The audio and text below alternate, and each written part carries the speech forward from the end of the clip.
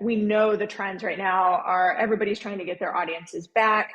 And the reality is those trends of declining audiences were in place before the pandemic. That just accelerated and exacerbated trends we were already seeing. So here we are.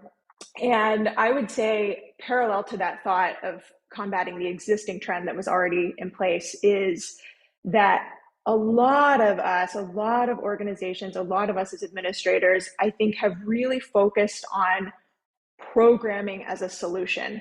And not to say that there's not a conversation to be had about programming and diversifying and expanding and all of that that's necessary, but it's not a full and complete solution. And so I would say audience engagement is about almost everything tangential to the programming. There's a lot to unpack there, but it's how do we start optimizing everything around the art, because the art itself we've been perfecting for a few hundred years now. There's a small core of your audience that love you, that evangelize you, that are accounting for all of your money, all of your revenue, all of the time spent, all of the commitment. And those are the people that are incredibly important that you need to cultivate, because if you're doing things well, they're going to be your evangelists. They're going to tell their friends, they're going to refer people over, they're going to do all the things that you do when you love something. And so they're incredibly valuable, and figuring out how to find them, how to then give them what they're asking for, ask them what they want, and then also not treating them like they're an ATM that you can just continuously get money from is also really important. So figuring out what that value exchange is, what that community looks like, rather than just say, hey, I have more stuff for you to buy from me. What does it look like to actually build a relationship with these people? Because if you build relationships, like I said, I ran street teams when I was young, that was where everyone gets value out of it, because I got something to put on my resume when I was 15 years old, and they got someone that was helping them with their marketing, for example. What is it that you can provide? What value can they provide you that you can provide back to make the super fan relationship actually work?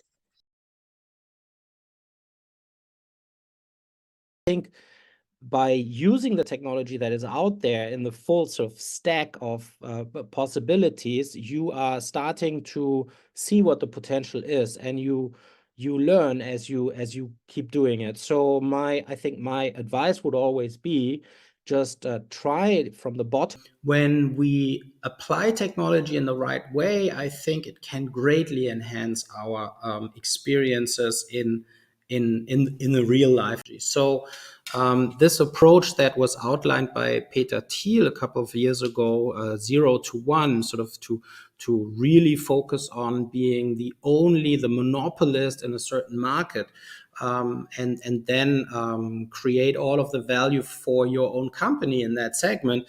I think those days are coming to an end.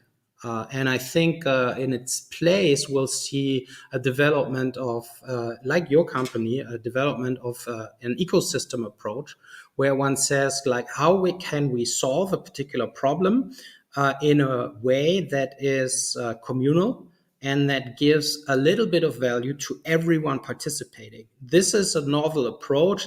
Novel, it has been around for a couple of decades, but is now getting more traction. I think we're getting to a golden time, really a golden time of it, because we have the opportunity to interact with artworks on a much bigger scale now.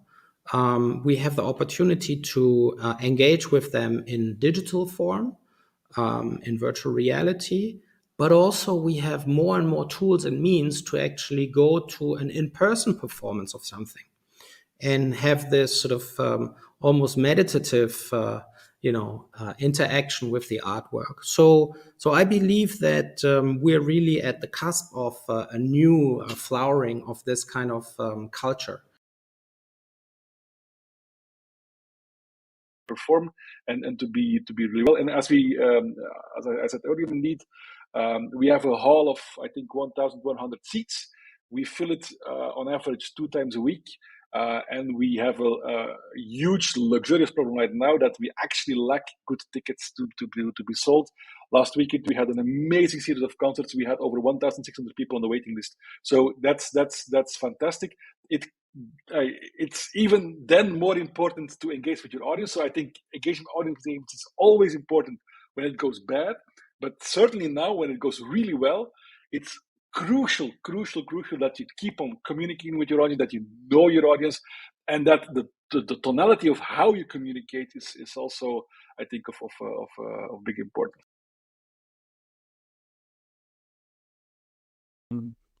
I mean, in a really, really simplistic way, who are the artists of the future? Who are the audiences of the future? How do we prepare ourselves for that future? It's that incredible peculiarity, again, to use your word, of that job that we do, which is serving human beings, but also understanding the market and being across, as you said, the future trends and future technologies. So we need to bring all those things into this one place, and have the confidence to do that going forwards.